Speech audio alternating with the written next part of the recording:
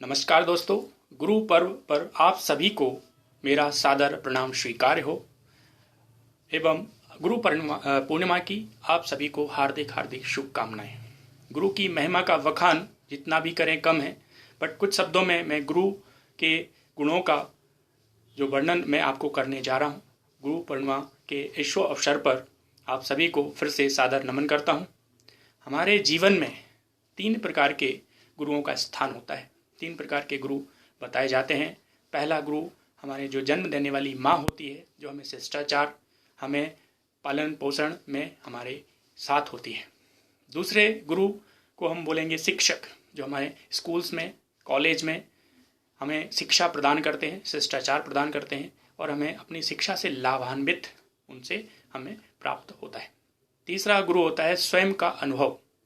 स्वयं का अनुभव हमें सिखाता है कि जीवन में जो हमारा जीवन है वो चुनौतीपूर्ण संघर्ष से भरा हुआ है। किसी ने खूब कहा है कि जीवन की पाठशाला में अनुभव रूपी गुरु से हम जो सीखते हैं वो हमारे भविष्य को उज्जवल बनाने में बहुत ही ज़्यादा योगदान दिया जाता है। शिक्षक को गुरु कहा जाता है और शिक्षक में शिक्षक का मीनिंग होता क्या है, शिक्षक, सही शिक्षक किसे कहा जाता है, तो शिक्षक में सी का मतलब होता है शिष्टाचार, जो हमें नैतिक मूल्यों का आह्वान कराते हैं, ज्ञान कराते हैं, नैतिक मूल्य शिष्टाचार की शिक्षा देते हैं। छा से क्षमादान, जो क्षमा रूपी भावना को अपने रूप में समाये हुए हैं, अपने अंदर लिए हुए हैं और क्षमा की भावना क्या होती है, क्षमा करना क्यों आवश्यक है, ये हमें सिखाते हैं। और कृपा, गुरु की अगर कृपा आप पर हो जाए तो आपका जीवन धन्य हो सकता है, धन्य हो जाता है।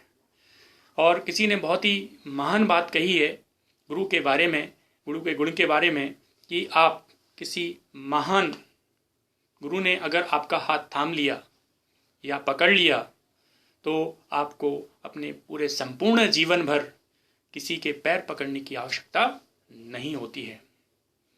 गुरु की महिमा का वखान इन पंक्तियों में, मैं कवि की कुछ पंक्ति हैं, 2 पंक्तियों से मैं गुरु के बखान करने की कोशिश करता हूँ। 7 समंद की मसी करऊं, लेखन सब बन राय, धरती सब का गद करऊं, गुरु गुण लिखा न जाए।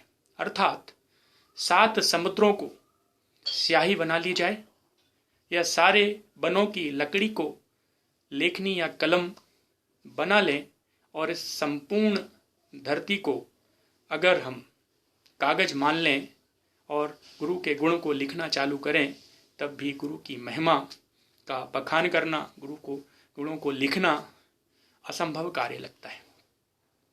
इसलिए अंत में मैं अपने शब्दों को, अपनी वाणी को विराम 2 पंक्तियों के साथ देना चाहूँगा।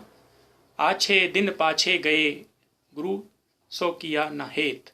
आछे दिन पाछे गए, गुरु सो किया न हेत। अब पछताए होत का, जब चिड़िया चुग गई खेत। इट मीन्स समय रहने पर अगर गुरु की पहचान कर लेना, गुरु के आज्ञा का पालन करना अगर हम सीख लें, गुरु के गुणों को अगर हम लेना सीख लें, तो हमारे जीवन को उज्जवल बनने से कोई रोक नहीं सकता। आप जीवन में अगर कुछ पाना चाहते हैं तो जैसे बताया गया है कि हर किसी को गुरु की आवश्यकता होती है। साक्षात हनुमान जी महाराज के गुरु सूर्य भगवान, मतलब हनुमान जी ने भी अपने गुरु बनाए, तो आप उनसे सीख सकते हैं कि इतने गुणवान व्यक्ति भी अपने गुरु को बना सकते हैं, तो हम और आप को तो कितनी ज़रूरत है गुरु की। तो इन्हीं शुभकामना के साथ फिर से गुरु पूर्णिमा की हार्दिक हार्दिक शुभकामनाएं आप सभी पर अपने अपने गुरुओं की असीम कृपा बनी रहे। जय गुरुदेव, नमस्कार।